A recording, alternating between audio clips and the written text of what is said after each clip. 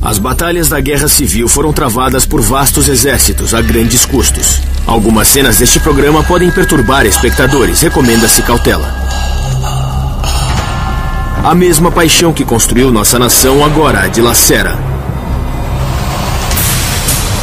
Uma escaramuça que começou acidentalmente explode na batalha mais sangrenta já travada em solo americano. 2 exércitos americanos se enfrentam numa cidadezinha da Pensilvânia. Logo, 50 mil homens estarão mortos, feridos ou desaparecidos. Esta é a história de 8 homens que lutaram nessa batalha de 3 dias, que mudaram os Estados Unidos para sempre.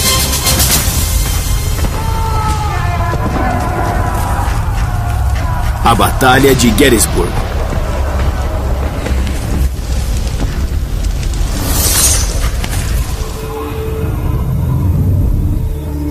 Dois anos após o início da Guerra Civil, o exército confederado invadiu o norte. A 1,5 km de Gettysburg, soldados rebeldes encontraram resistência da União. E a luta que teve início saiu do controle.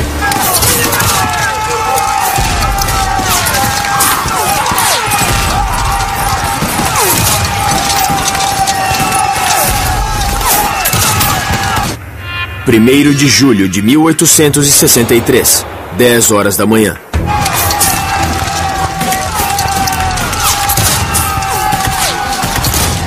O tenente-coronel Rufus Dawes, de 24 anos, lidera o 6º Regimento da Brigada de Ferro de Wisconsin. É a tropa de choque do Exército de Potomac. 420 voluntários da fronteira oeste, que enfrentam os confederados em Antietam. São vigorosos e experientes. Os confederados têm o dobro de homens, mas Dawes e seus soldados os colocaram para correr.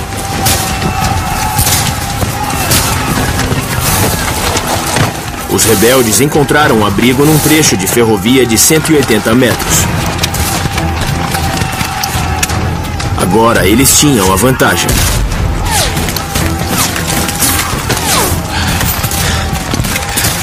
No começo eu achei que eles tinham recuado, mas vi que estava enganado. Quando começaram a tirar em nós a partir do abrigo na ferrovia. Para Dawes, recuar era impensável. O heroísmo era um traço de família.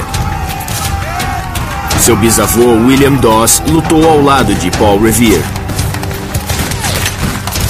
As últimas pessoas com quem você ia querer encontrar num campo de batalha eram Rufus Dawes e seus homens. Os soldados do Oeste eram aguerridos. Ele era aguerrido e, o mais importante, ele era muito experiente. Nada substitui isso num campo de batalha. Atacar!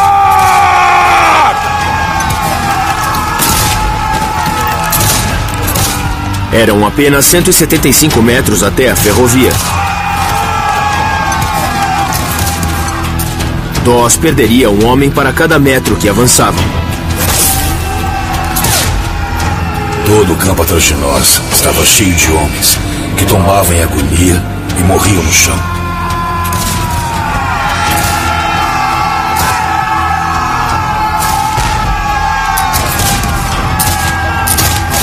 Em meio ao barulho e à fumaça, Dawes contava com as bandeiras do regimento para comandar seus soldados.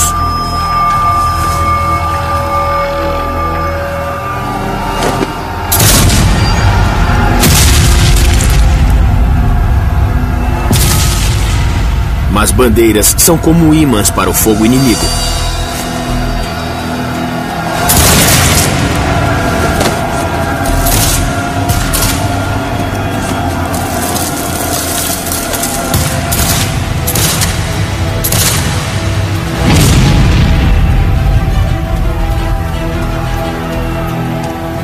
Homens sucumbiam às dezenas.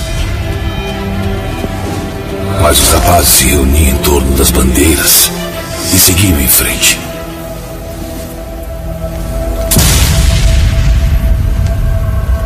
Dawes perdeu 10 homens que levavam as bandeiras em questão de minutos.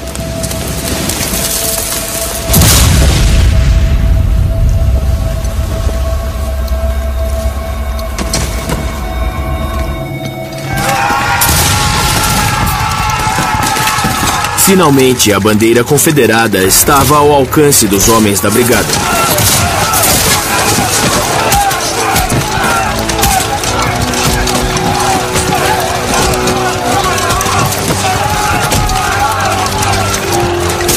O soldado Eggleston correu para pegá-la, mas foi mortalmente ferido.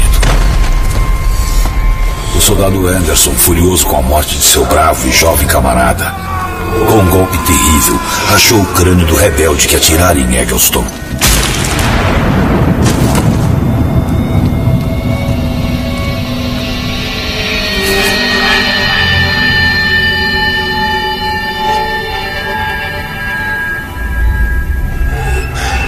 Nessa peleja mortal, o cabo Francis A. Waller conseguiu se apoderar da bandeira dos rebeldes.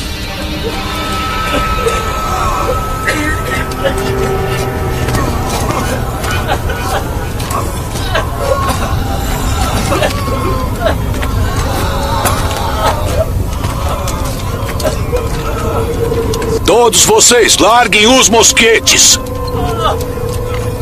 A luta terminou em menos de 20 minutos.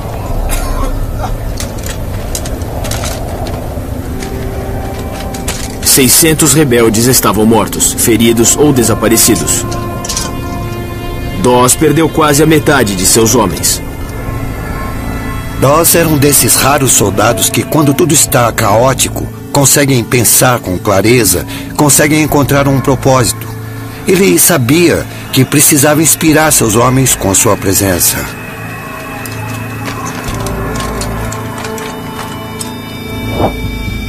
Mas a vitória de Dawes na ferrovia foi uma exceção.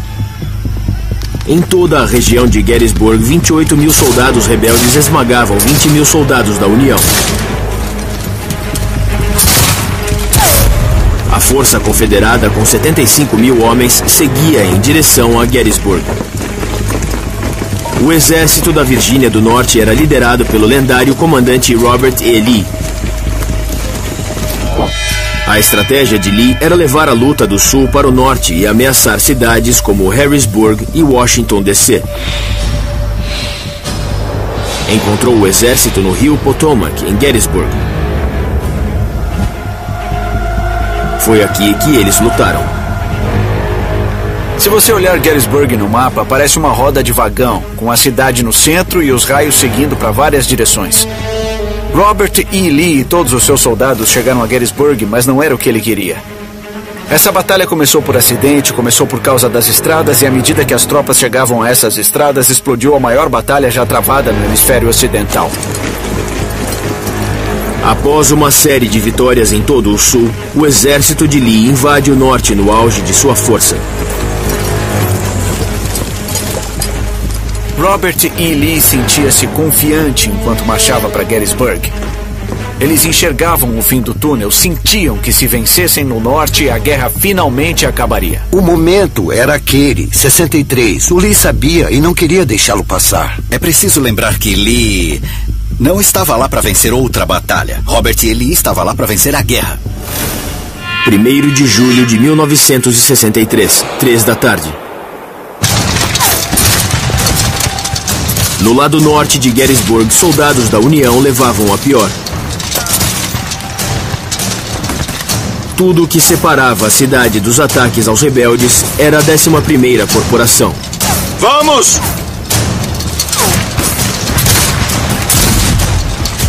Entre eles, o sargento Amos Humiston, ex-baleeiro e pai de 3 filhos.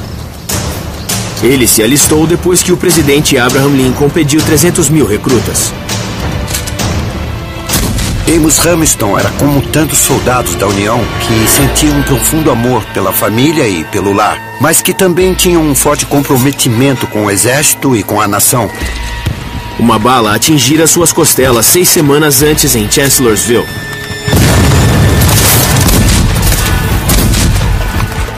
Tudo que eu peço é morrer na batalha como um homem.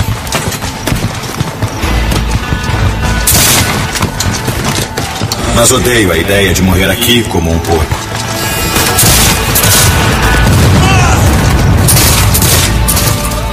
As chances estavam contra ele. Fogo! Quem abria fogo contra a 11ª Corporação da Colina sobre a cidade era o Tenente-General Dick Ewell, recém-designado por Lee. Teimoso, excêntrico, profano. Ewell perdera a perna esquerda combatendo a Brigada de Ferro um ano antes na segunda batalha de Bull Run. Agora ele queria vingança. Fogo! Um mês antes, o lendário segundo comandante de Robert A. Lee, Stonewall Jackson, fora morto em batalha e substituído por Ewell, que precisava fazer jus ao antecessor.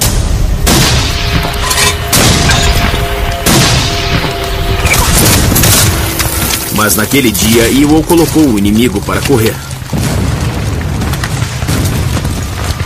Após sofrer 9.000 baixas, os soldados da União deixaram Gettysburg.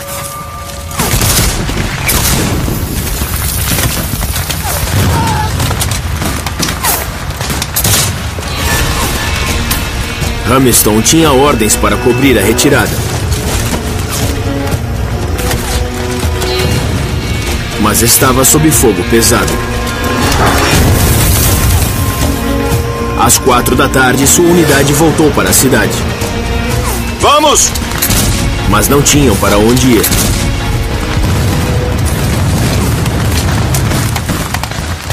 Sob o comando de Ewell, os confederados ocupavam a cidade.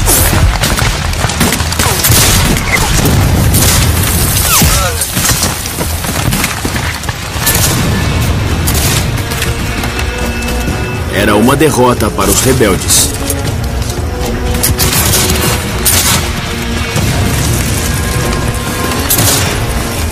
Cercado, Amos Hamilton travaria a maior batalha de sua vida. Vamos!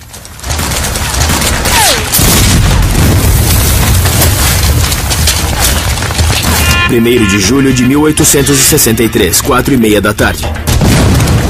O exército da Virgínia do Norte continuava eliminando os soldados da União com precisão mortal. Após somente 10 horas de luta, os nortistas recuaram, com 9.000 homens mortos ou feridos. Os rebeldes estavam perto da vitória que Lee almejava.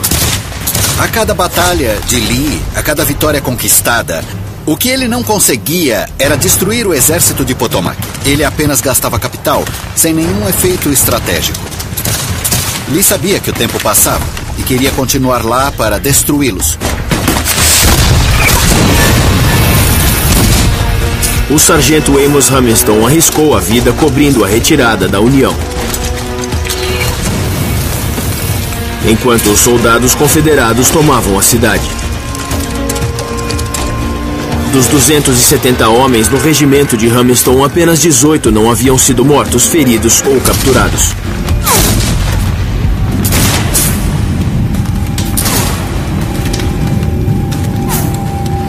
Hamilton estava encurralado.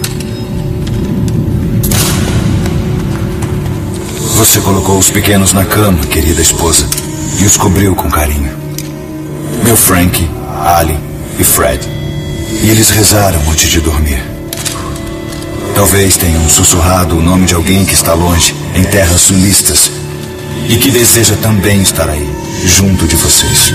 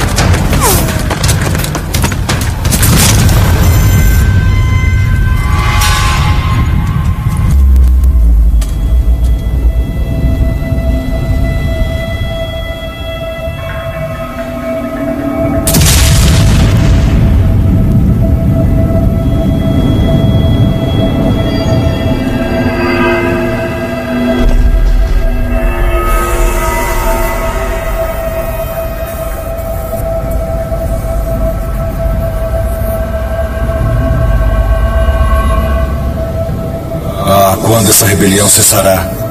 Quando essa maldita guerra terminará? E nós reencontraremos nossos entes queridos para nunca mais nos separarmos.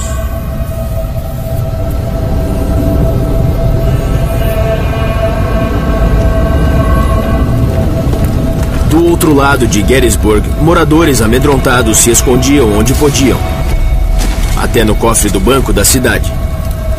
Outros fugiram enquanto os rebeldes invadiam a cidade.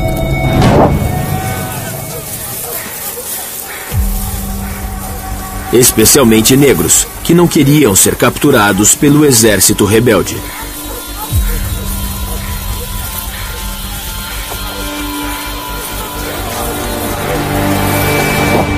A apenas 7 quilômetros ao norte da linha Mason-Dixon, Gettysburg fazia parte da ferrovia subterrânea, uma rota com casas que escondiam escravos que fugiam para o norte.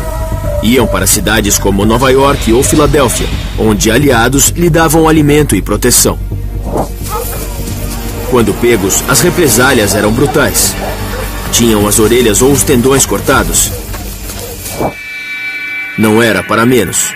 Os escravos eram a maior fonte de proventos dos Estados Unidos. Apenas a população de escravos do Sul valia mais que todas as ferrovias, fábricas e bancos dos Estados Unidos juntos. Um negócio que valia mais de 3,5 bilhões de dólares.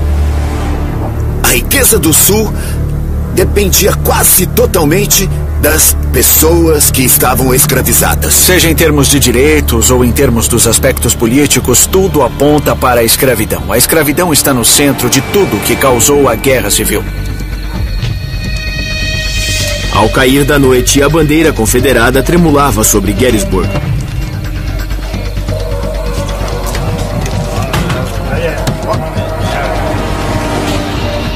Casas e prédios públicos se tornaram hospitais improvisados que recebiam a multidão de feridos. Fanny Bueller, dona de casa e mãe, colocou a família em perigo ao acolher soldados feridos da União. Eu nunca tinha visto um grupo de homens tão lastimável, com suas roupas sujas e rasgadas, seus chapéus, sapatos e machucados. Senti uma pena imensa deles. Até então, a enfermagem, ofício sangrento, sempre fora uma profissão masculina. Mas durante a Guerra Civil, 20 mil mulheres se inscreveram para cuidar dos feridos. Uma enfermeira da União, Clara Barton, depois fundou a Cruz Vermelha.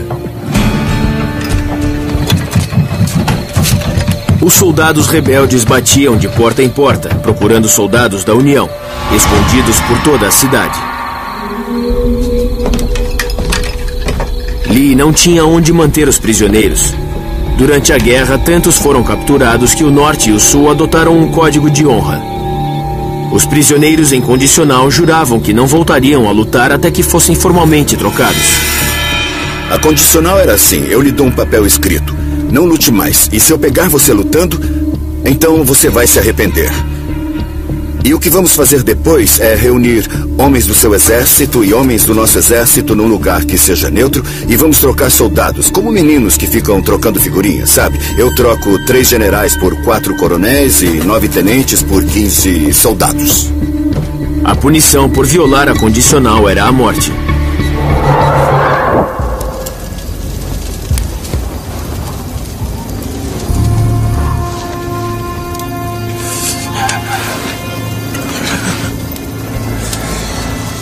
Amos Hamilton estava ferido e sozinho num pátio no meio da cidade.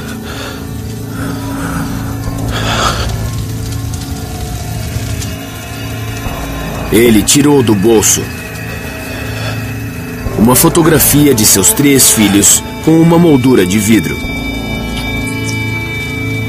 Um presente que sua mulher lhe dera antes que partisse para a guerra.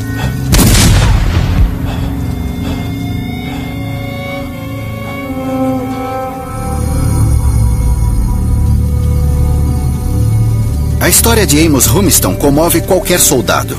Se você visitar qualquer unidade do exército americano hoje, certamente vai encontrar soldados com fotos dos filhos, da mulher, da namorada, porque isso é um elo tangível com a vida normal deles. A condição de combate não é normal. Você está lá a serviço de seu país, para fazer o que a nação lhe pedir.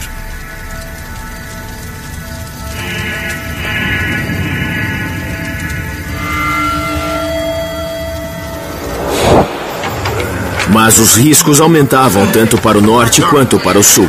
No planalto fora da cidade, Rufus Dawes e o exército da União se preparavam. Era lá que a Batalha de Gettysburg seria decidida.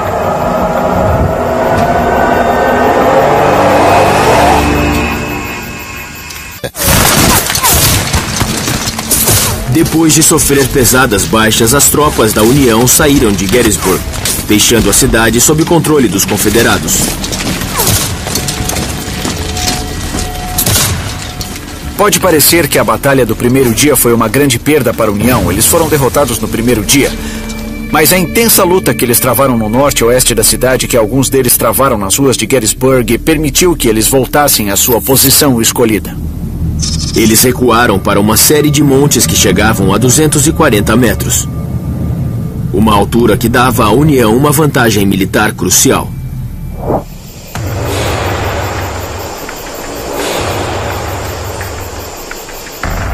Primeiro de julho de 1863, 9 da noite.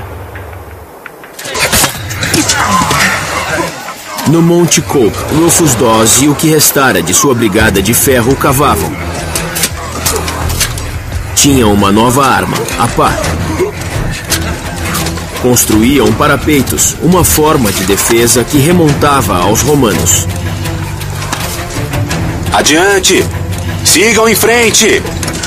Alguns oficiais achavam que defesas criavam covardes. Mas não Dawes. Após perder metade de seus homens, ele queria toda a proteção possível.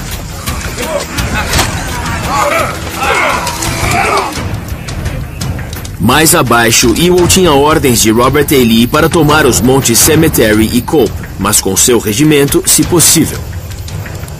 Ewell decidiu esperar reforços.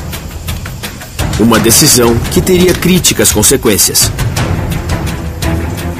Ewell olhava para cima e via toda aquela atividade nos montes. Seus homens estavam cansados da marcha após a batalha que haviam acabado de travar. E alguma coisa nele disse: eu não vou fazer isso, ou não posso fazer isso agora. Mas certamente, ao final do dia, ele desapontou seu comandante e certamente a si mesmo. Os confederados pagaram por aquela decisão durante 3 noites. Essa é uma das grandes dúvidas da batalha. Se Ewell tivesse tomado e controlado o Monte Cope e a terra ao redor, o exército da União teria sido obrigado a sair. E a batalha teria sido travada em outro lugar, talvez não tanto para a vantagem dos Yankees. 1º de julho de 1863, 11 da noite.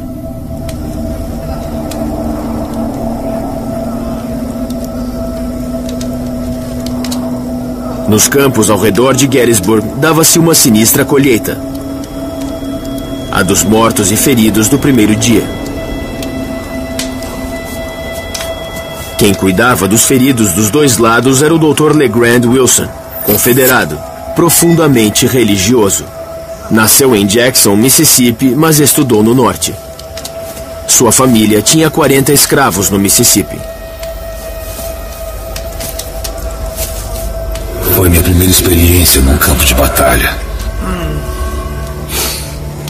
E foi de um horror indescritível. Se todos os seres humanos pudessem ver o resultado das loucas paixões humanas como eu vi naquela noite, a guerra acabaria. Jamais haveria outra batalha. A espantosa quantidade de mortos na Guerra Civil é algo difícil de absorver. O número de soldados que morreram na Guerra Civil costuma ser estabelecido entre 620 e 630 mil. Hoje, isso corresponderia à perda de 6 milhões de vidas.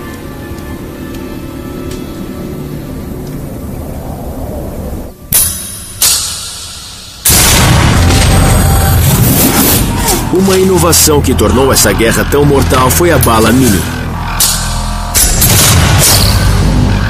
90% dos soldados tratados por Wilson tinham ferimentos causados por essa bala.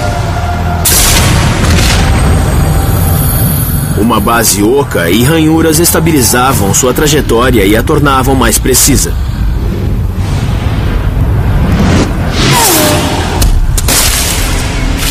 No impacto, ela se achatava, causando ferimentos muito maiores do que as balas dos mosquetes tradicionais. A bala deformada quebrava os ossos, cujos estilhaços perfuravam o corpo. Suas ranhuras continham bactérias letais que causavam gangrena, cujo único tratamento era a amputação.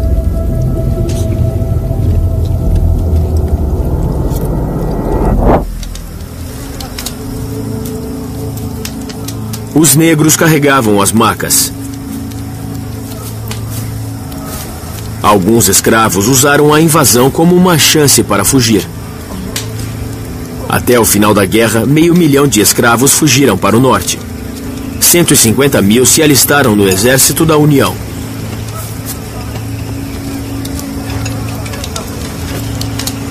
O Dr. Wilson perdeu um membro da família no primeiro dia da batalha.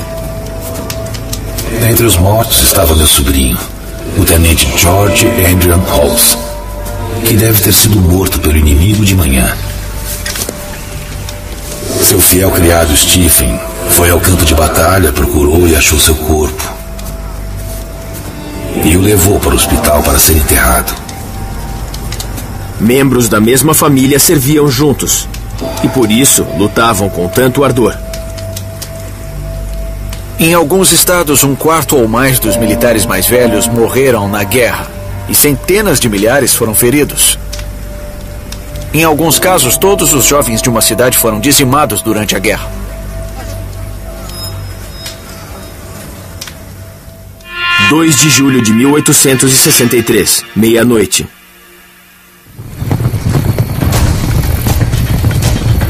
Os montes ao redor de Gettysburg. No ano anterior, o presidente Abraham Lincoln demitiu 5 comandantes do Exército da União. O 6º comandante, George Meade, orgulhoso, explosivo, formado em West Point como Robert E. Lee, estava há apenas 3 dias na função. Quando o mensageiro chegou com a notícia de sua promoção, ele pensou que estava sendo preso. Mas Meade chegou com uma vantagem: o terreno alto. Sendo topógrafo, ele sabia como usá-lo. Posicionou seus soldados de modo a tirar vantagem do terreno. Situou-os em Little Round Top, Cemetery Ridge, Cemetery Hill e Culp's Hill, formando assim uma linha defensiva no formato de um anzol. Quando os confederados invadissem Gettysburg, Meade poderia enviar homens para responder a ataques de qualquer direção. As forças da União tinham linhas interiores em posição de defesa, ou seja, o flanco direito estava muito próximo ao flanco esquerdo e eles podiam enviar reforços de um flanco ao outro. Era uma posição defensiva perfeita.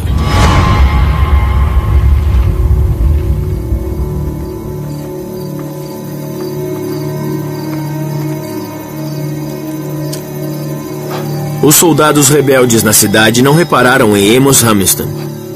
Mortalmente ferido, ele se preparava para morrer sozinho, apenas com a fotografia de seus filhos.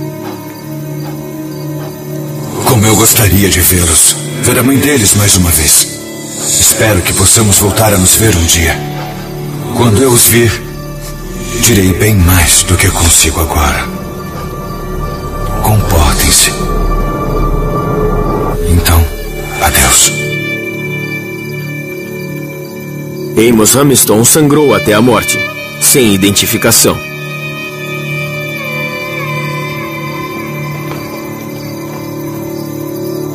O medo de morrer anonimamente atormentava soldados dos dois lados. Alguns bordavam o nome no uniforme. Ainda não existiam placas de identificação.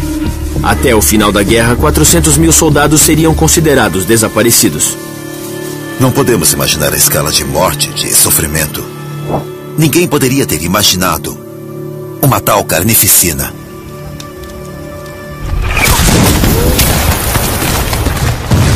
O segundo dia em Gettysburg trouxe mais devastação e um ousado ataque rebelde. Em jogo, a vitória em Gettysburg ou talvez na Guerra Civil.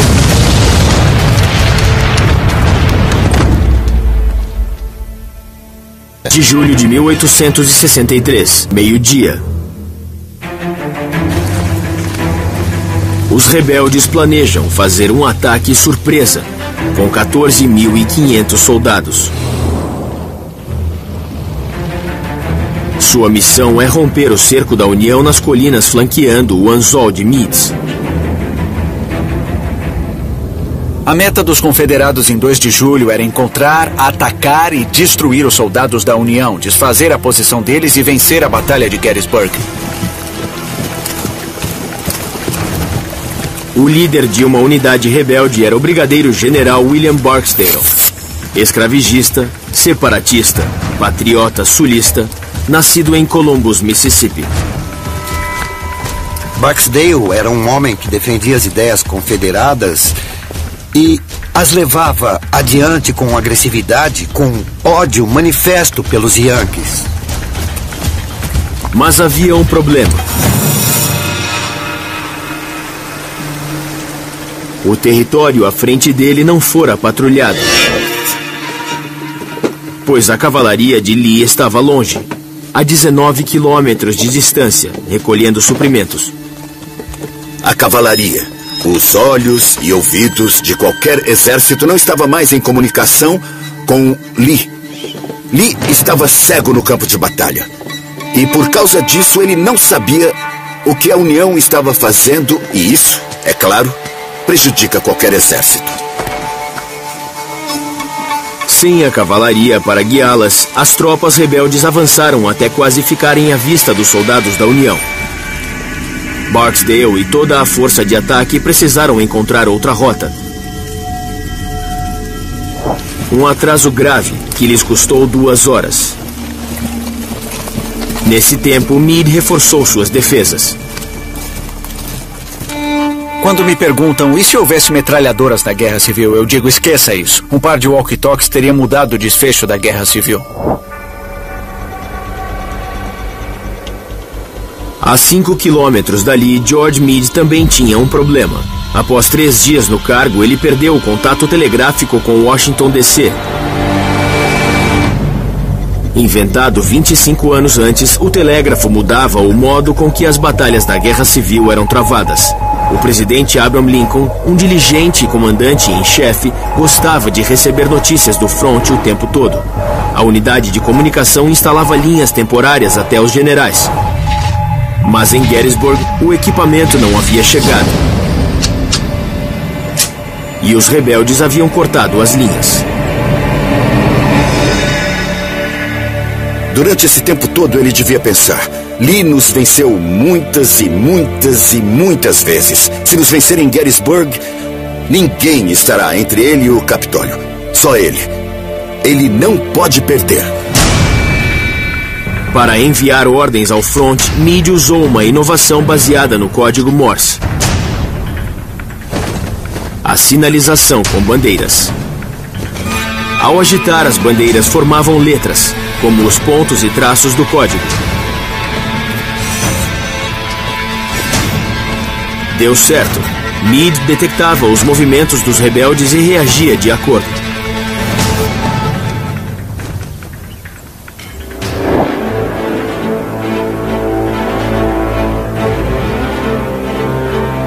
Enquanto isso, no Monte Coop, Rufus Dawes esperava com o que restara da Brigada de Ferro.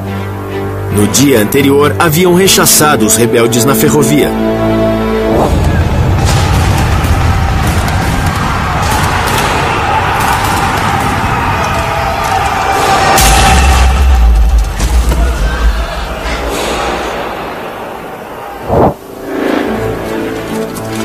Naquele dia, 11.500 homens defendiam o flanco direito do Anzol.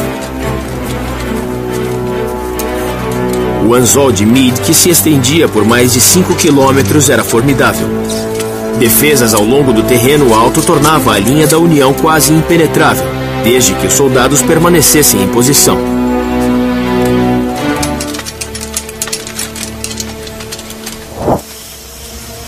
Mas um comandante da União não seguia as ordens de Meade. O Major-General Dan Sickles. Um milionário desonesto e sem princípios. Acabara de ser absolvido por assassinar o amante da esposa, usando pela primeira vez nos Estados Unidos o argumento de loucura temporária, e sairia de Gettysburg com a imagem ainda mais manchada. Dan Sickles só pensava nele mesmo. Se alguma coisa não beneficiasse Dan Sickles, ele nem se interessava pela coisa. Ele não frequentou West Point, não tinha experiência militar, mas usou seu dinheiro, influência e poder para montar seu regimento.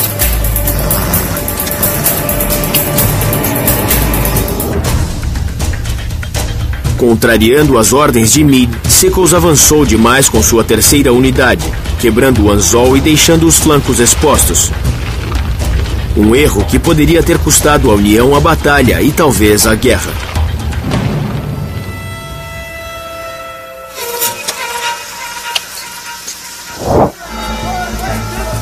Após horas de atraso, a força rebelde finalmente se posicionou, mas Lee perdera o elemento surpresa. A União sabia que eles estavam lá.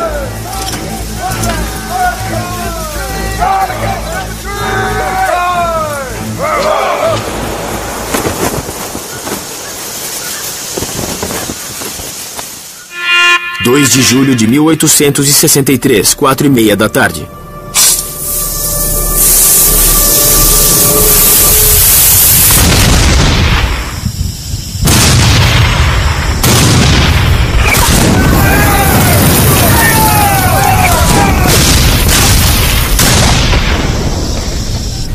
No Monte Cope, Dawes ouviu o ataque começar. A tempestade da batalha, de repente, começou. Fogo de artilharia e de mosquetes trovejava e explodia por toda parte.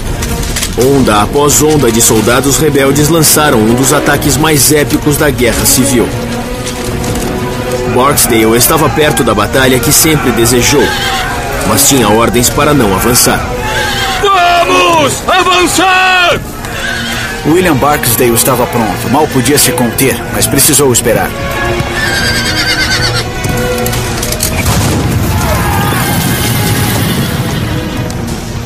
O plano era reunir 10 brigadas confederadas e atacar com 2 de cada vez. Uma brigada atacava o inimigo. Então, 15 ou 30 minutos depois, a seguinte atacava o inimigo, e depois a seguinte e a seguinte. Lutas que agora estão gravadas na história americana. Devil's Den, Little Round Top, Whitfield, Beachy Orchard e Cemetery Ridge.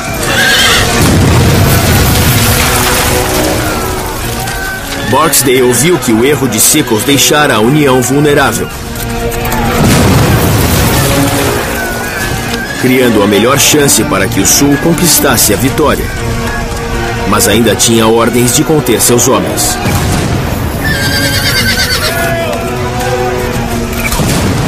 Vamos, homens!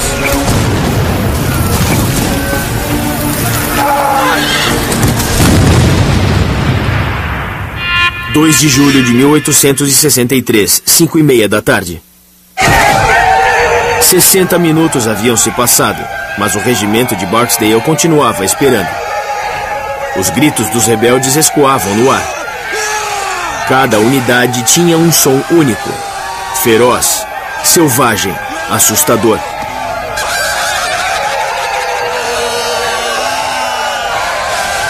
Ao lado de Barksdale estava o soldado Joseph Lloyd, 21 anos, trabalhador, nascido em Big Oak, Mississippi. Como portava uma bandeira, era alvo fácil para os atiradores da União.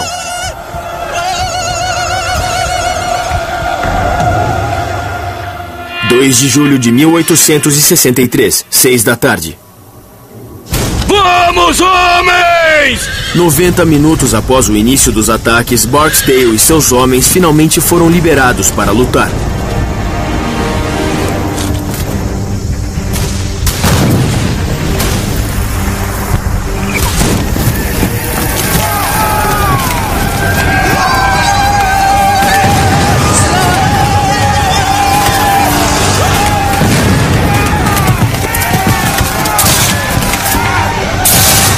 Eles se precipitaram em meio ao fogo inimigo, em direção à posição de Sickles.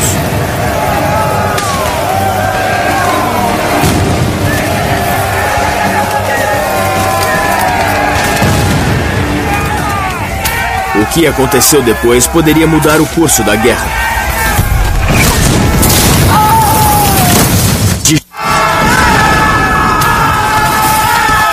2 de julho de 1863, 6 da tarde.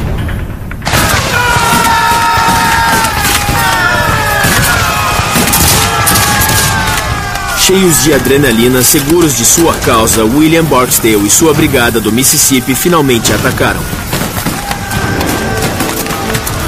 Vamos! Seus 1.600 homens eram parte de uma vasta ofensiva. 21 mil soldados atacavam a linha de Meade desde Little Round Top até Cemetery Ridge. Um ataque definitivo com o fim de vencer a Guerra Civil. A missão de Barksdale era romper as defesas da União em Cemetery Ridge.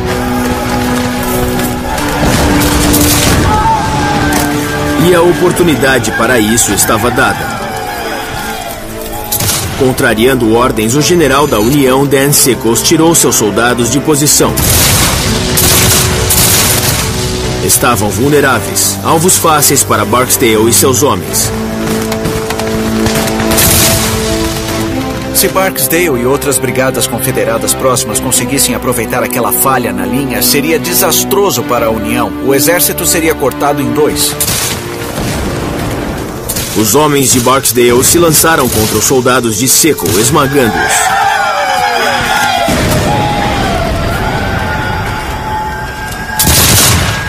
Suas defesas começaram a cair, e toda a linha de Meade poderia sucumbir. William Barksdale e seus homens atropelaram os Yankees. Esmagaram os soldados da União, capturaram várias centenas, se não mais, e depois continuaram a seguir em direção a Cemetery Ridge. Observando do alto do Monte Cope, Rufus Dawes percebeu que o exército estava em apuros. Víamos claramente que nossas tropas perdiam terreno. Milhares recuavam. O suspense e a ansiedade eram terríveis. A linha rebelde avançava. O grito dos rebeldes predominava. A ofensiva de Lee estava dando certo. Ele tinha condições de conquistar a vitória definitiva que buscava. Meade não teve escolha. Retirou 8 mil homens do Monte Cope para rechaçar os rebeldes.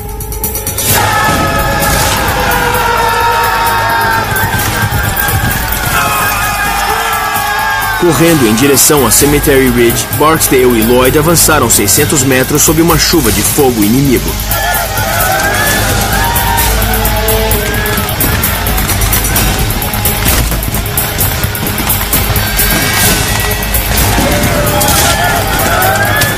O comandante da União, Dan Sickles, não teve tanta sorte. Uma bala de canhão amputou sua perna.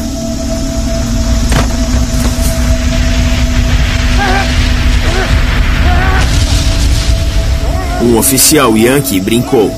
É uma má notícia para Sickles, mas uma boa notícia para a União.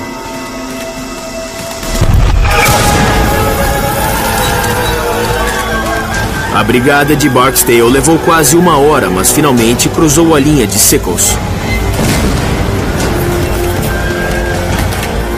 Soldados da União começaram a fugir. Os homens de Barksdale se aproximaram de Cemetery Ridge, farejando vitória.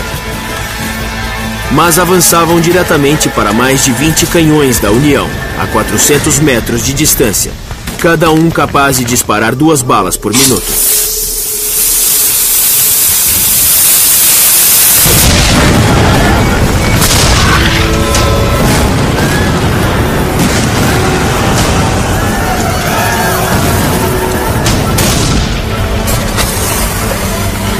Um saco de pólvora explodia e impulsionava uma bala de canhão de 5 quilos de ferro maciço a mais de 400 metros por segundo.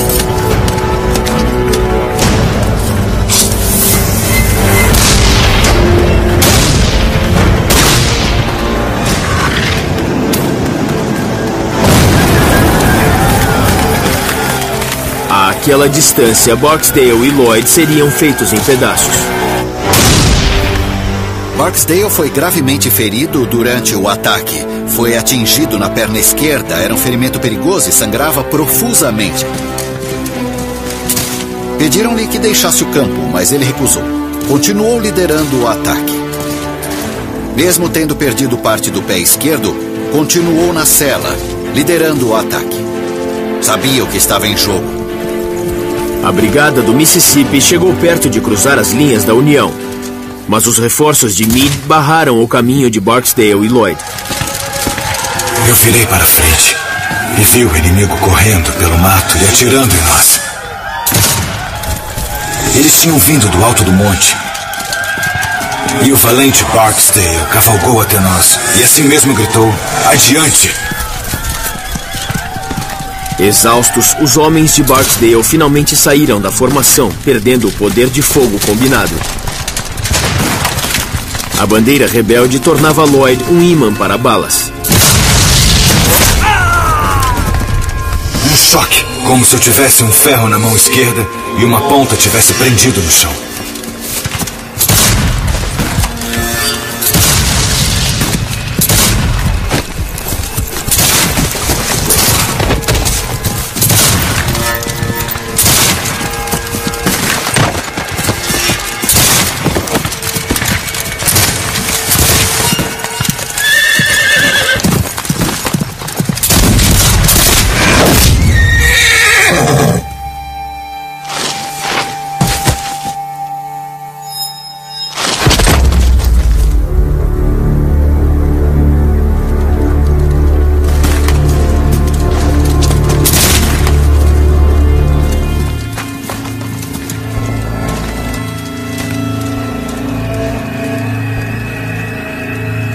Os soldados da União prosseguiram. Um deles colocou uma tipóia no meu braço e disse: "Boa sorte."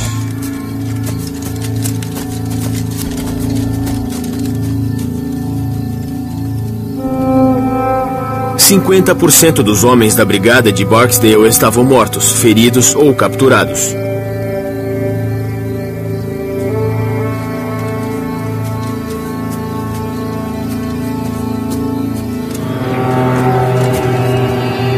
Lloyd quase deixou de notar seu comandante, que tombara. Ouvi um gemido fraco à direita. Virei e vi o general Barksdale. Que decepção quando levei meu cantil até seus lábios para matar sua sede. E vi que uma bala o furara, esparramando toda a água. Ouvi sua última mensagem para sua brigada e o deixei, prometendo que mandaria uma maca. A batalha de Barksdale acabara. Seus últimos pensamentos foram para sua família. Eu nunca lamentei as decisões que tomei. E mesmo morrendo, não as lamento agora. Que Deus proteja e cuide da minha querida esposa e dos meninos. Diga a todos que eu morri como um bravo.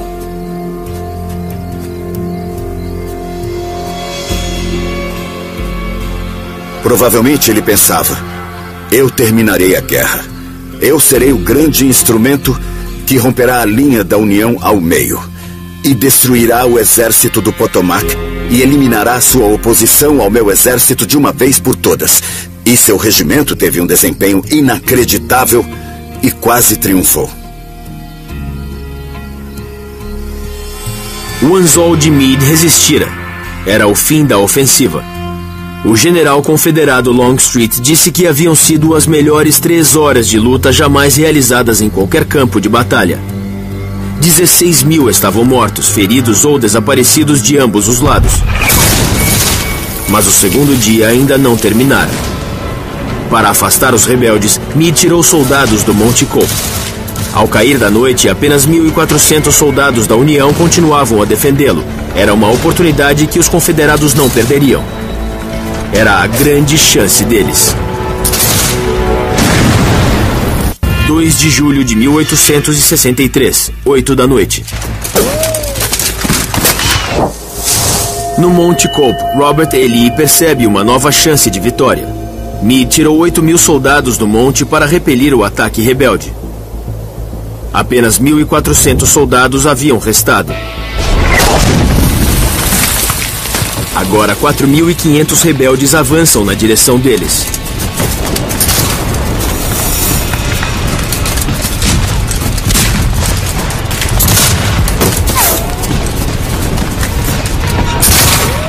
Um dos rebeldes que subia o Monte Cope era o soldado Ridley Howard, 33 anos, dono de escravos e membro de uma rica família de Maryland. Nascera em Baltimore. Seu avô lutara com Washington na Revolução. Agora ele lutava para dividir a nação que eles haviam criado. Para desgosto de Howard, Maryland se alinhou com o Norte.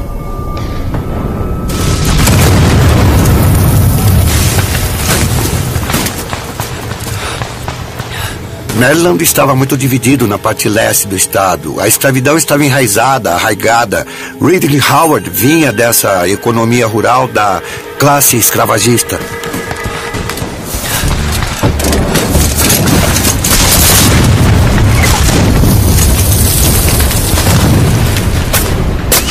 Howard e os rebeldes de Maryland atacaram os soldados da União emboscados no monte. Os primeiros parapeitos estavam a 400 metros de altura.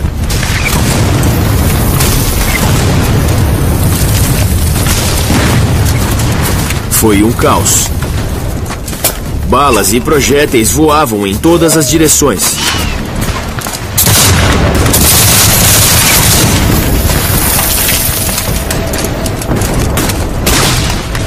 Eram federados entrincheirados, com defesas feitas de troncos, pedras e barro.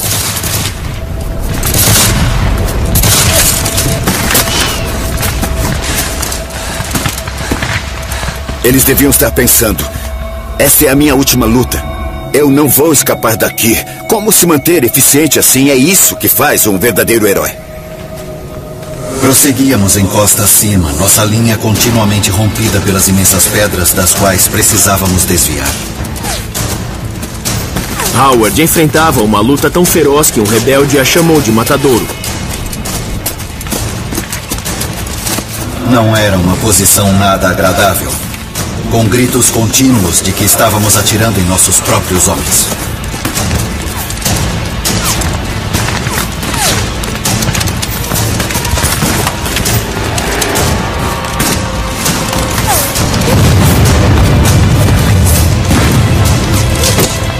Os soldados rebeldes escalavam o Monte Cope a um preço terrível. Mas a recompensa valeria a pena. Além do monte estava Baltimore Pike, a principal rota de suprimentos e de retirada dos Yankees. Se os confederados capturassem o Monte Cope, o exército da União teria de desistir. Após 2 dias de batalha, feridos dos dois lados enchiam os hospitais improvisados. Num deles, o soldado Joseph Lloyd estava prestes a perder um braço. Tinha 23 anos e era da brigada de Barksdale. Na Guerra Civil, para cada soldado morto em batalha, 2 morriam após receberem cuidados médicos.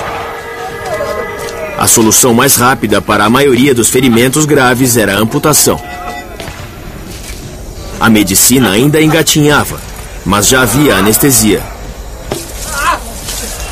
O clorofórmio acabara de ser descoberto e a morfina era distribuída generosamente. 1000 galões de uísque também estavam à mão. O cirurgião confederado LeGrand Wilson tratava de soldados feridos desde a noite anterior. O paciente pode ou sentar numa cadeira ou deitar na beirada de uma cama para receber o torniquete. Enquanto um assistente segura a mão, o outro agarra o antebraço.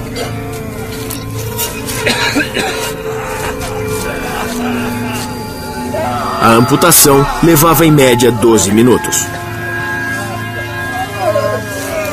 Sem antibióticos e sem conhecimento sobre infecções, eles não paravam nem para lavar as mãos ou os instrumentos. Os cirurgiões trabalhavam 24 horas por dia. Lloyd foi um dos que tiveram sorte. As chances de sobreviver a um braço amputado eram de 77%. 2 de julho de 1863, 10 da noite.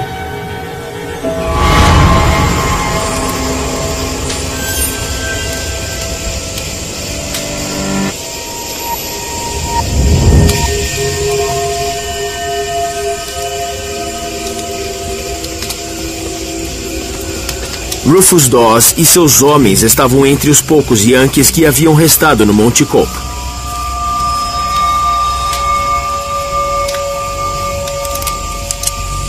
E começaram a descer para contra-atacar.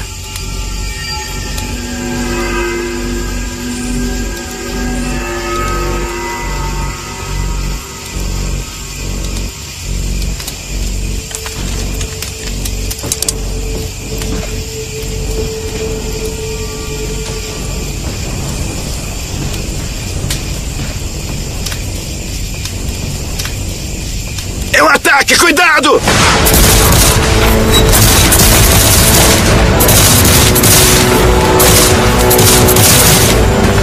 Quando nos aproximamos das trincheiras, disparamos nossos mosquetes.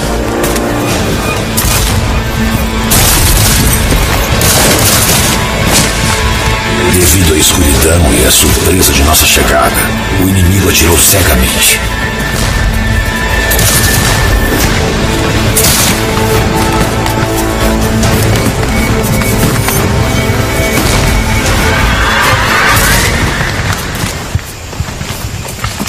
Dawes e seus homens venceram a luta, mas como no primeiro dia, foram a exceção.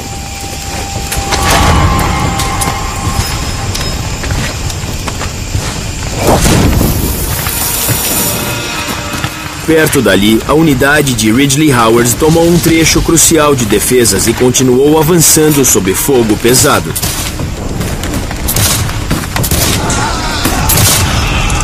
Os federados atiravam contra nós pela frente, pela esquerda e por trás. E o fogo era terrível. Aumentava a cada passo que dávamos. Mas nós persistimos.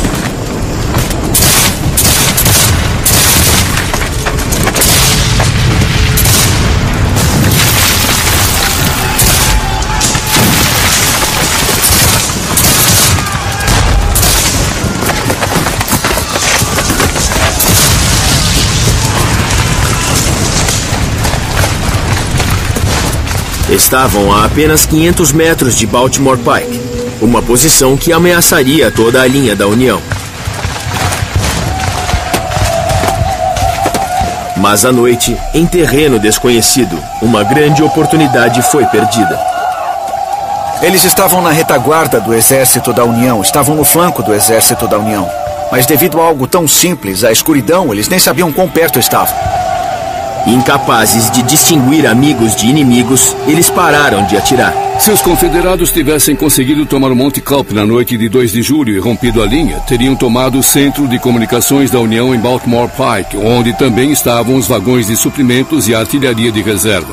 Isso teria forçado Meade a bater em retirada e poderia ter sido uma grande reviravolta a favor dos confederados.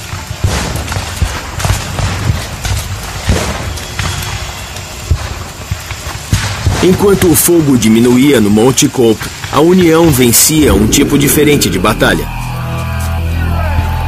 Sua recém-formada agência de inteligência, o Bureau de Informações Militares, tentava descobrir os planos de batalha de Lee.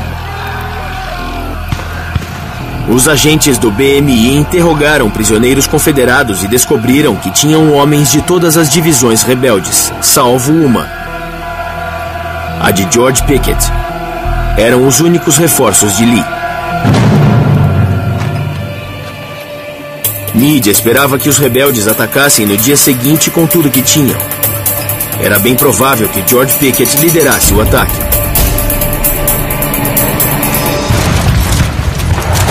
Fogo! No dia seguinte, Ridley Howard enfrentaria seus vizinhos de Maryland numa luta mortal. E Robert E. Lee lançaria um último ataque decisivo com a unidade de Pickett.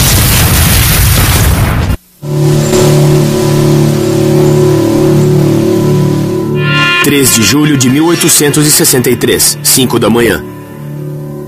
Gettysburg, terceiro dia, 5 da manhã. A tensão nunca esteve tão alta.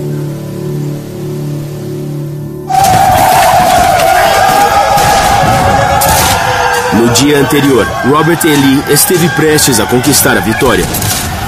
Tropas confederadas atacaram o flanco esquerdo da União e quase romperam a linha de defesa. Robert E. Lee sabia que havia chegado muito perto. Mas em vão. O general Meade também estava abalado. Sabia que havia sido por pouco. Que escapara da derrota por um tris. Agora, as tropas rebeldes ganhavam terreno no Monte Cobb e ameaçavam a retaguarda da União.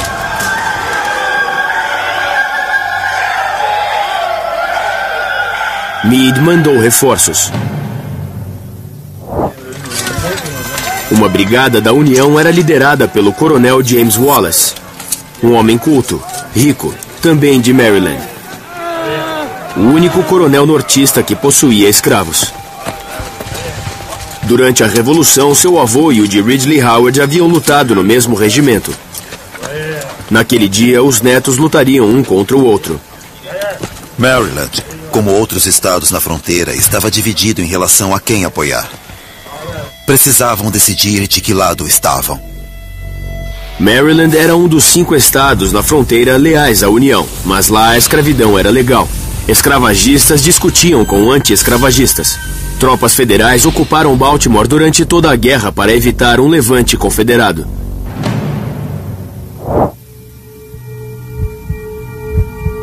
No Monte Cobb, a unidade de Ridley Howard preparava-se para atacar. O alvo eram pontos defendidos por soldados federados de seu próprio estado.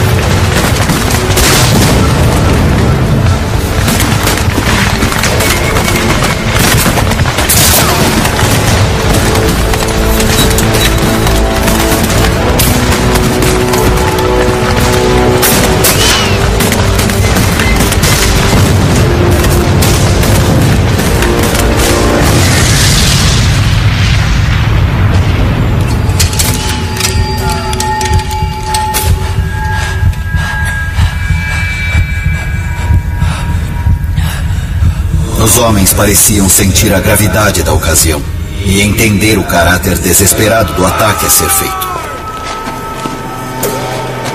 Eu pedi a Deus força para cumprir meu dever.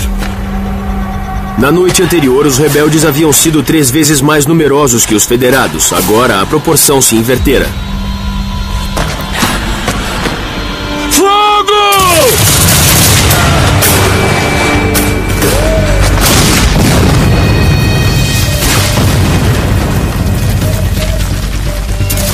Parecia que toda a minha companhia estava sendo varrida pela chuva de balas e projéteis que caía sobre nós.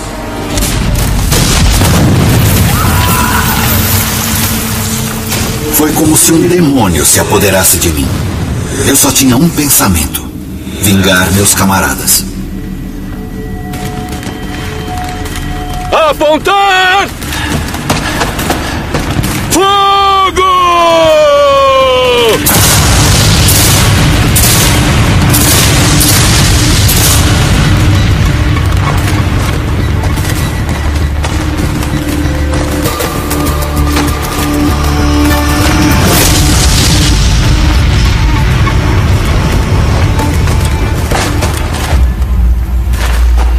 Howard foi atingido por uma bala do Regimento Federalista de Maryland. Senti minha coxa queimar. E era como se todo o sangue do meu corpo estivesse indo naquela direção. É difícil dizer isso, mas estou convencido de que os federados atiraram deliberadamente enquanto estávamos indefesos naquele campo. Um soldado à minha esquerda levou um tiro. E eu também, no quadril. Ferimentos no quadril quase sempre eram fatais. Eu esperava que cada momento fosse o último. Então eu me endireitei, cruzei os braços sobre o peito e esperei minha hora chegar. O tempo pareceu parar enquanto Ridley Howard se preparava para morrer.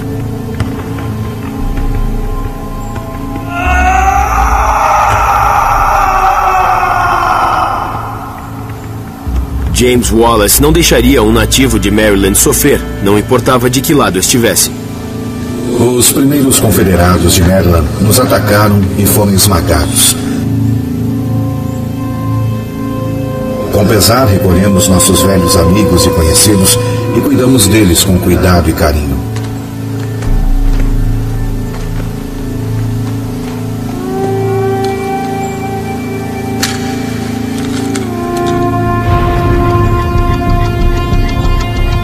Não sei quanto tempo fiquei lá. Segundos pareciam minutos, e minutos horas. Os soldados de quem Howard menos esperava ajuda correram para socorrê-lo. Os mesmos federados que haviam atirado nele. Eles me perguntaram qual era meu regimento. E eu disse que era o batalhão de Maryland. Eles disseram: "Você sabe que está lutando contra seus próprios homens?" Eu respondi sim. E essa é a nossa intenção.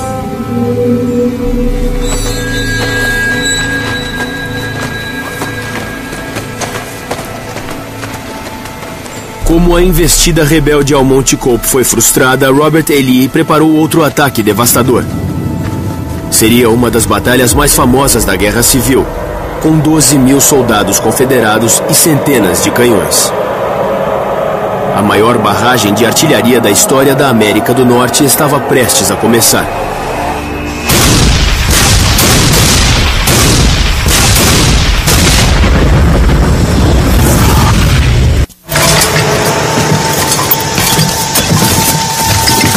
3 de julho de 1863, 1h10 da tarde. Após 2 dias de ataques e contra-ataques, Robert E. Lee estava prestes a lançar a ofensiva que decidirá a Batalha de Gettysburg e o curso da guerra.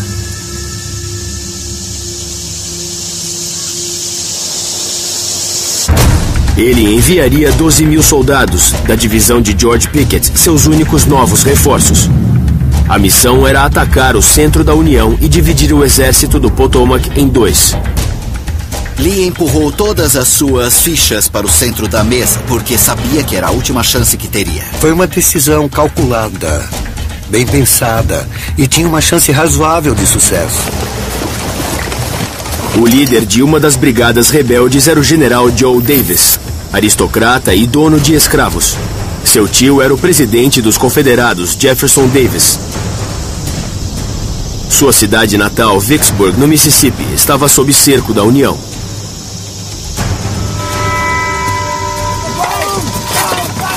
Para enfraquecer as defesas da União, os confederados posicionaram 160 canhões.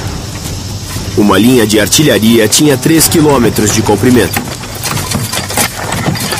Contra eles, 100 canhões da União.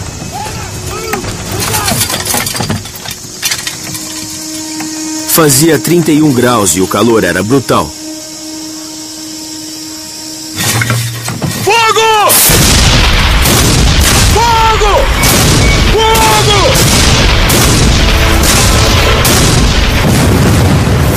Era a maior barragem de artilharia da história do hemisfério ocidental.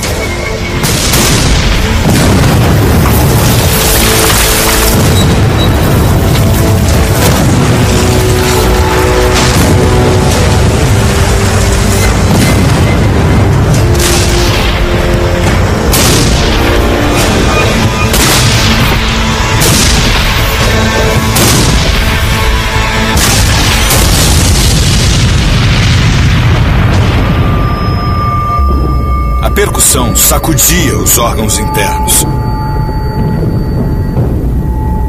Esses órgãos, às vezes, em alguns casos, literalmente se rompiam. As membranas do ouvido rasgavam. Por isso, o sangue escorria pelo rosto de alguns soldados da artilharia.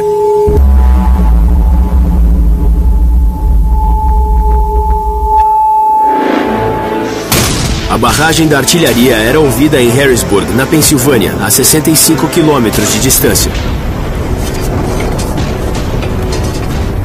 Cessar fogo! Cessar fogo! Cessar fogo! Para que Lee pensasse que danificaria a artilharia da União, os comandantes ordenaram um cessar-fogo. Às 3 da tarde, a artilharia confederada também parou de atirar. Uma calma sobrenatural reinava sobre o campo de batalha. A fumaça do bombardeio ainda pairava naquele dia sem vento. Os Yankees esperavam um ataque violento dos sulistas. Os sulistas sabiam o que tinham que fazer e o que enfrentariam, e deve ter sido um momento tenso enquanto eles se olhavam através do campo.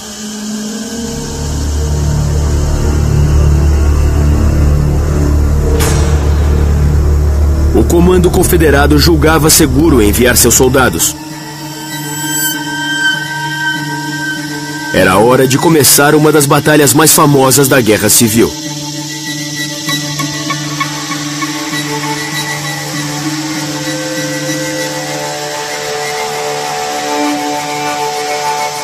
Avançar! Joe Davis e seus homens começaram a avançar. Era parte de um ataque rebelde que se estendia por 1,5 km.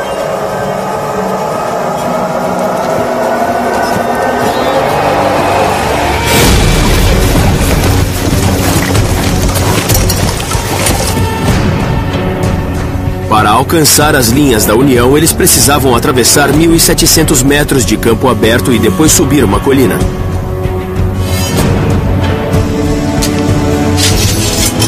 Mas o que os líderes confederados não sabiam era que a artilharia da União ainda tinha muito poder de fogo. Apenas esperavam que os rebeldes chegassem mais perto. Joe Davis e seus homens marchavam para uma infernal barragem de artilharia.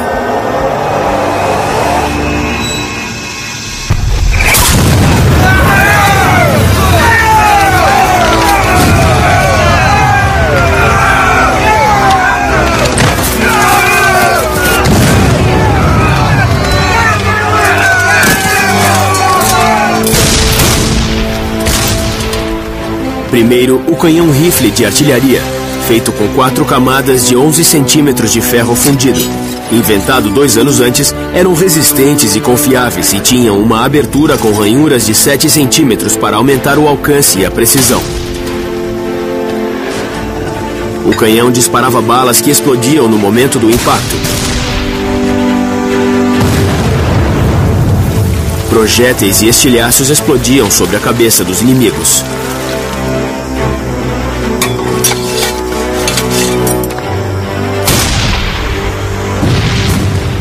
Um tiro podia eliminar 10 homens. Estar na mira dos projéteis desses canhões da artilharia era completamente devastador. A pessoa não sabia o que estava vindo, só podia imaginar. E então, de repente, os colegas que estavam ao seu lado sumiram. Foram aniquilados.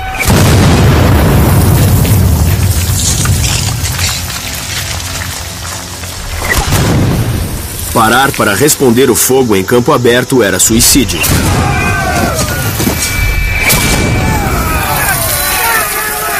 Além de ser inútil, pois os mosquetes não tinham alcance.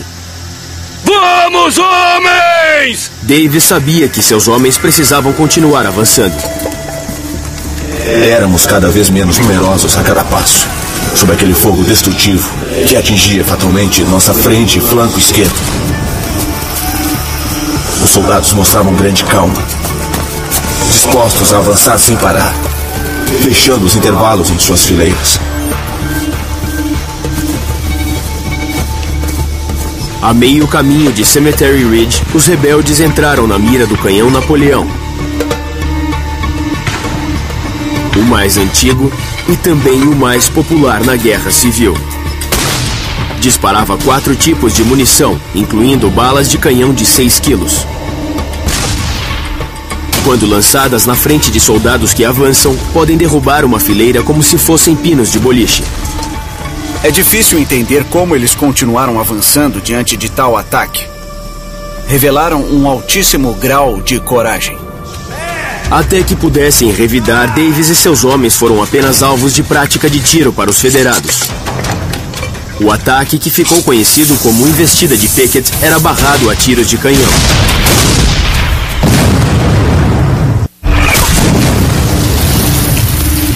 3 de julho de 1863, 3h10 da tarde. A ofensiva de Lee avançava para as tropas inimigas em Cemetery Ridge. A artilharia da União os esmagava. Avançar! Era o momento da verdade em Gettysburg, para ambos os exércitos.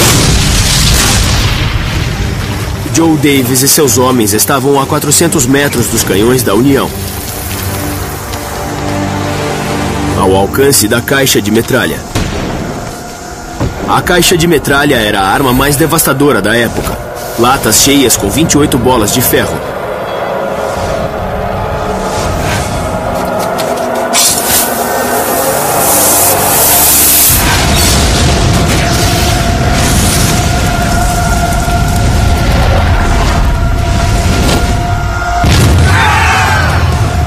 A caixa explodia, lançando as bolas de ferro sobre os inimigos a centenas de metros por segundo.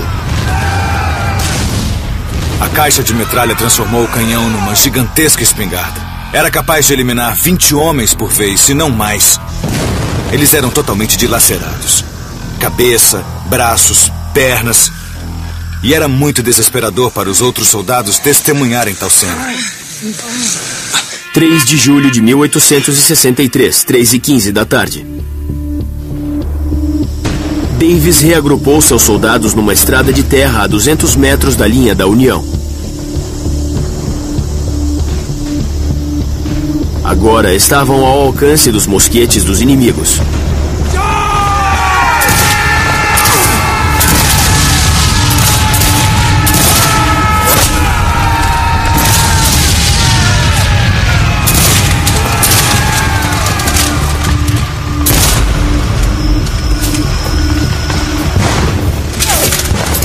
Uma cerca que usavam como proteção recebeu 836 tiros.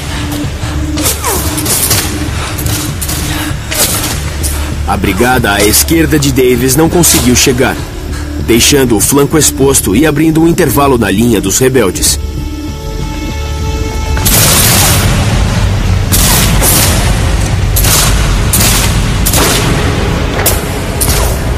Alguns homens de Davis conseguiram chegar à linha da União e plantaram sua bandeira no chão. Um gesto bravo, mas fútil.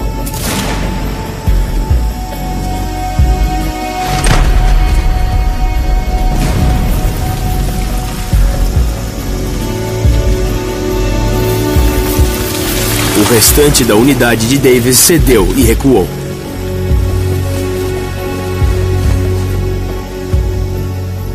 3 de julho de 1863, 3h25 da tarde. Numa curva da linha da União, soldados rebeldes de George Pickett conseguiram passar para o outro lado sobre o muro. Os atiradores yankees atiraram a queima-roupa.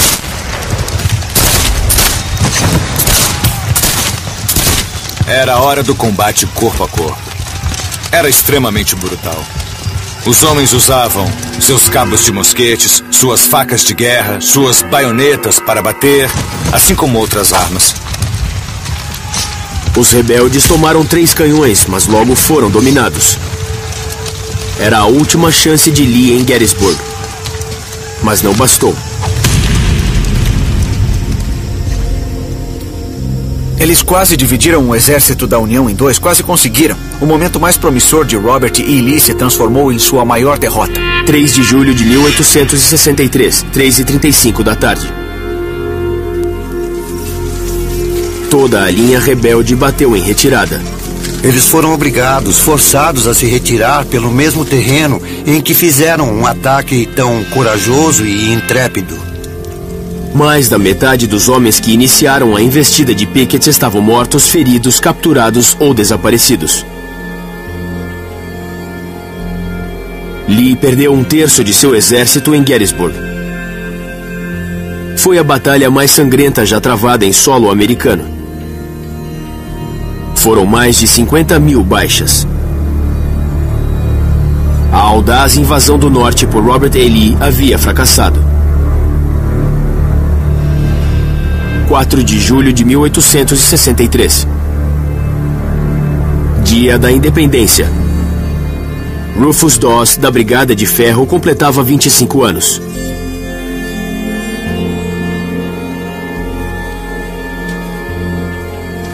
Que aniversário triste. Meu pequeno grupo, agora com apenas 200 homens, estão enterrando os corpos ensanguentados de amigos e inimigos. Hoje não há luta. A guerra civil ainda duraria mais 2 anos. Gettysburg não foi a última chance de Lee vencer, mas foi a melhor. Ele nunca mais chegaria tão perto da vitória. O povo do Norte passou a acreditar que o alto comando militar da União era capaz de vencer Robert E. Lee no campo de batalha. Ninguém achava que a guerra estava perto de acabar, mas muitos no Norte se consolaram com a vitória em Gettysburg, esperando realmente que, de fato, a corrente mudaria a favor deles. Por muitos motivos, essa batalha se tornou um evento americano importante e crucial.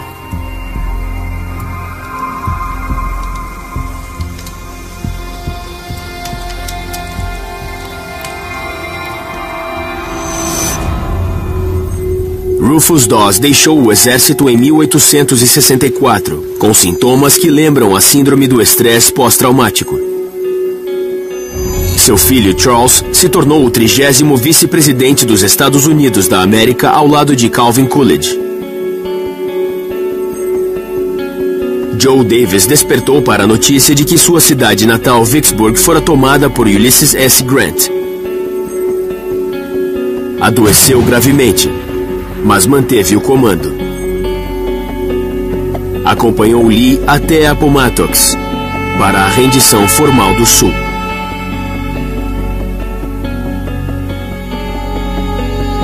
Tropas da União destruíram a fazenda do Dr. LeGrand Wilson. Ele vendeu seu último fardo de algodão e abriu um consultório.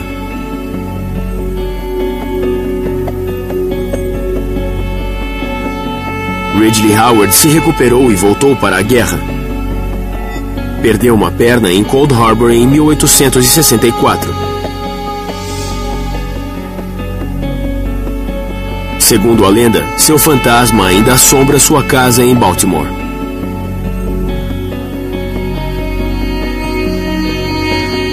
Coube a Fanny Bueller e ao povo de Gettysburg ajudar o exército a cuidar dos feridos e recomeçar a vida.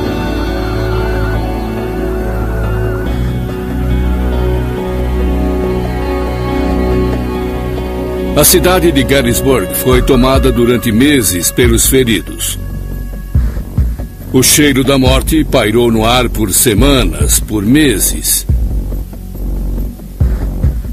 Então, os horrores que se seguiram àquela batalha foram os maiores da guerra. Uma menina encontrou um soldado caído no quintal. Ele não tinha nenhuma identificação, mas segurava a fotografia de 3 crianças. A foto foi publicada pelos jornais e se tornou famosa. O mistério do soldado desconhecido comoveu toda a nação. 4 meses depois, uma mulher do norte de Nova York reconheceu as crianças e resolveu o mistério. O soldado era Amos Humiston. Ela era a viúva. Humiston foi enterrado num novo cemitério no campo de batalha de Gettysburg. O presidente Abraham Lincoln falou durante quase 2 minutos em sua homenagem. A batalha e seu discurso ecoarão através das eras.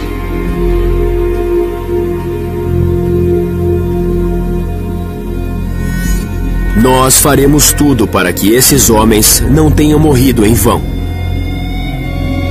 Para que esta nação, com a graça de Deus, renasça na liberdade e que o governo do povo, pelo povo, para o povo, jamais pereça.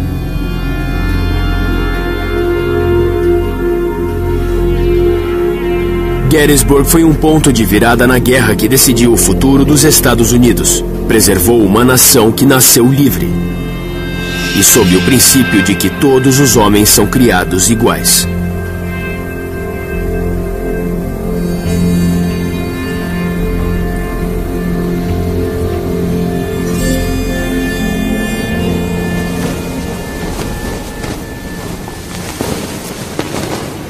preciso lembrar que Lee não estava lá para vencer outra batalha. Robert E. Lee estava lá para vencer a guerra. 1º de julho de 1963, 3 da tarde.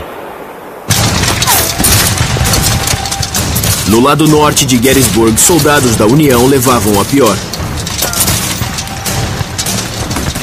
Tudo o que separava a cidade dos ataques aos rebeldes era a 11ª Corporação. Vamos!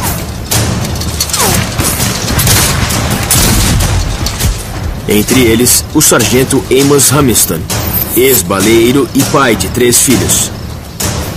Ele se alistou depois que o presidente Abraham Lincoln pediu 300 mil recrutas. Amos Humiston era como tantos soldados da União que sentiam um profundo amor pela família e pelo lar, mas que também tinham um forte comprometimento com o exército e com a nação.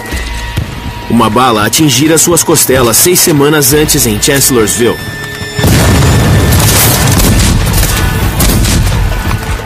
Tudo que eu peço é morrer na batalha como um homem.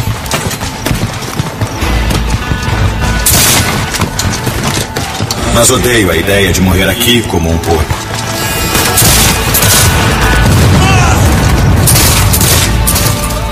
As chances estavam contra ele. Fogo!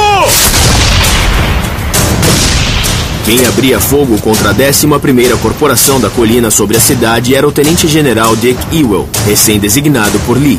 Teimoso, excêntrico, profano. Ewell perdera a perna esquerda combatendo a Brigada de Ferro 1 ano antes na 2ª Batalha de Bull Run. Agora ele queria vingança. Fogo! Um mês antes, o lendário 2º comandante de Robert A. Lee, Stonewall Jackson, fora morto em batalha e substituído por Ewell, que precisava fazer jus ao antecessor.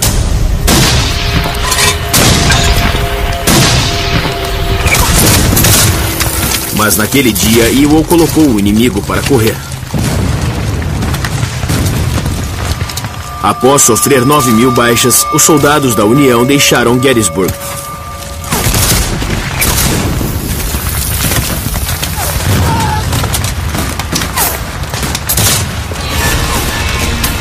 Humiston tinha ordens para cobrir a retirada.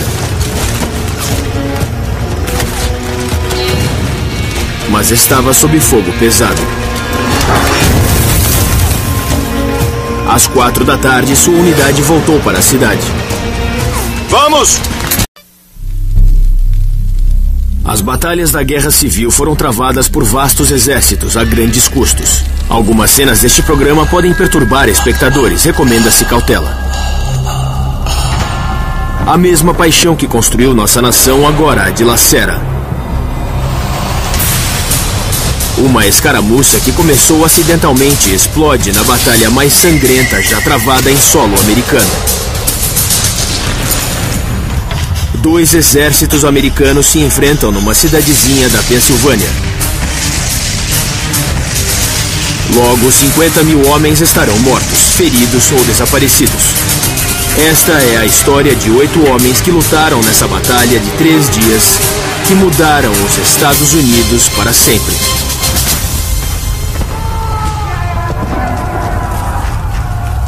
A Batalha de Gettysburg.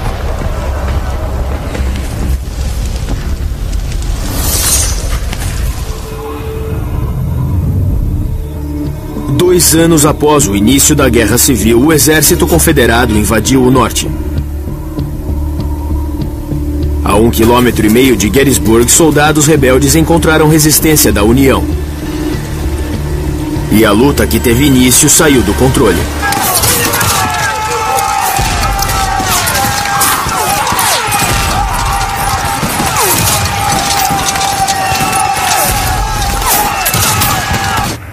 Primeiro de julho de 1863, 10 horas da manhã.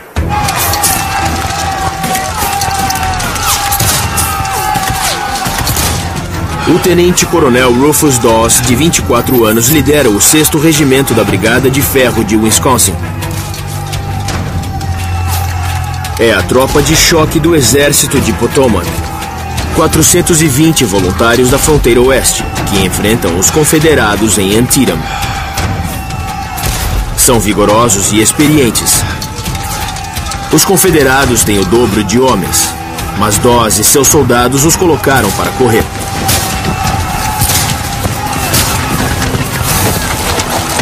Os rebeldes encontraram abrigo num trecho de ferrovia de 180 metros.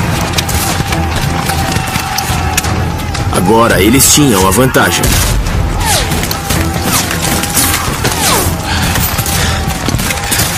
No começo eu achei que eles tinham recuado, mas vi que estava enganado. Quando começaram a tirar em nós a partir do abrigo na ferrovia. Para Dawes, recuar era impensável. O heroísmo era um...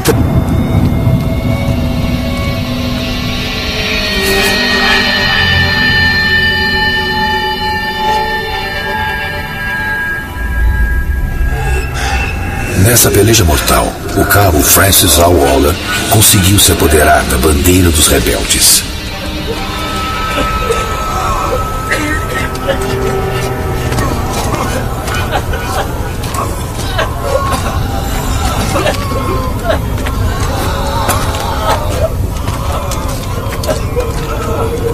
Todos vocês, larguem os mosquetes! A luta terminou em menos de 20 minutos.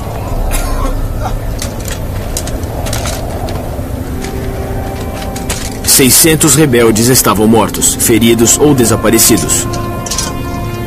Dawes perdeu quase a metade de seus homens. Dawes era um desses raros soldados que, quando tudo está caótico, conseguem pensar com clareza, conseguem encontrar um propósito. Ele sabia que precisava inspirar seus homens com sua presença.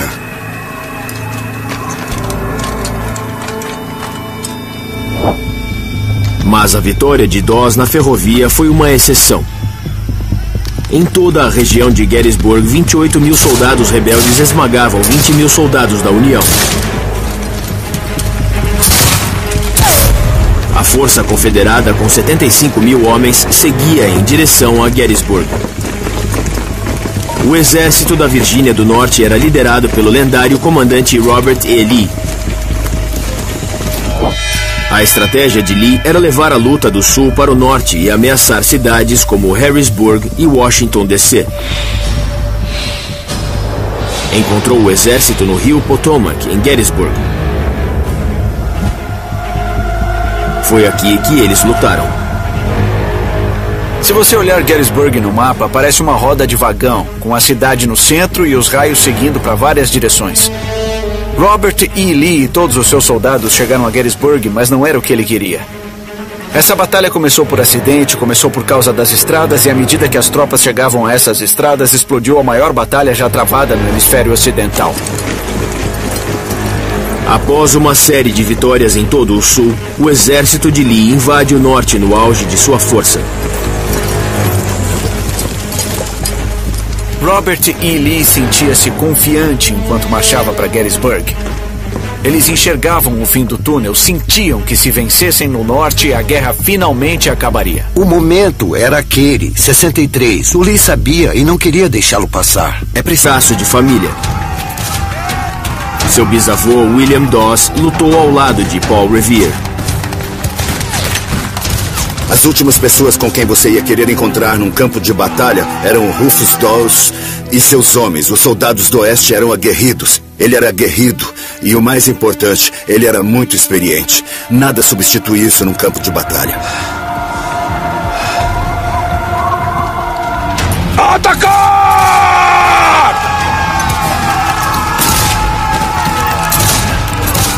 Eram apenas 175 metros até a ferrovia.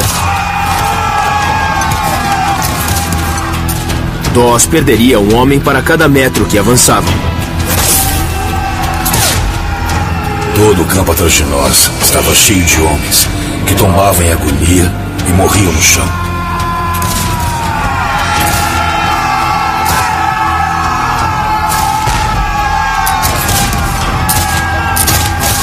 Em meio ao barulho e à fumaça, Dawes contava com as bandeiras do regimento para comandar seus soldados.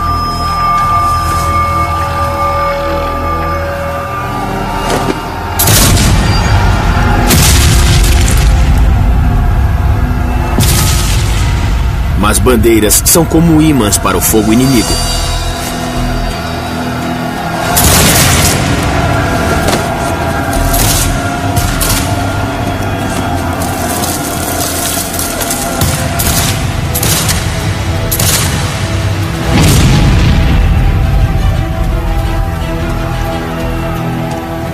Homens sucumbiam às dezenas. Mas os rapazes se reuniam em torno das bandeiras e seguiam em frente.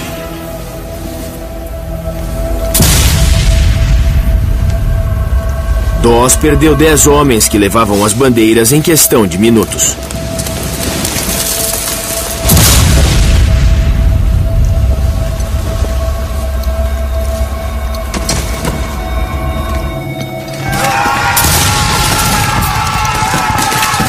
Finalmente, a bandeira confederada estava ao alcance dos homens da brigada.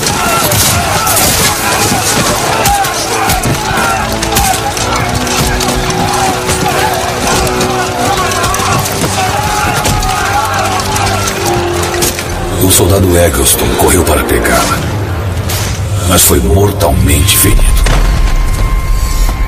O soldado Anderson, furioso com a morte de seu bravo e jovem camarada, com um golpe terrível, rachou o crânio do rebelde que atirara em Eggleston. Mas não tinham para onde ir.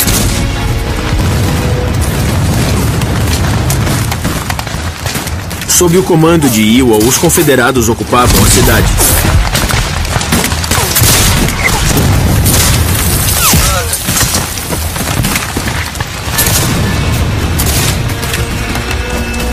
Era uma derrota para os rebeldes.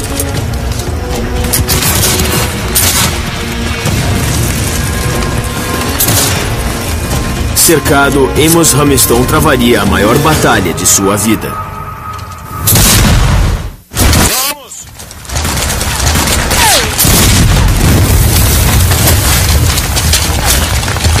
Primeiro de julho de 1863, 4:30 da tarde. O exército da Virgínia do Norte continuava eliminando os soldados da União com precisão mortal. Após somente 10 horas de luta, os nortistas recuaram, com 9.000 homens mortos ou feridos. Os rebeldes estavam perto da vitória que Lee almejava. A cada batalha de Lee, a cada vitória conquistada, o que ele não conseguia era destruir o exército de Potomac. Ele apenas gastava capital, sem nenhum efeito estratégico. Lee sabia que o tempo passava e queria continuar lá para destruí-los. O sargento Amos Hamilton arriscou a vida cobrindo a retirada da União. Enquanto os soldados confederados tomavam a cidade. Dos 270 homens do regimento de Hamilton, apenas 18 não haviam sido mortos, feridos ou capturados.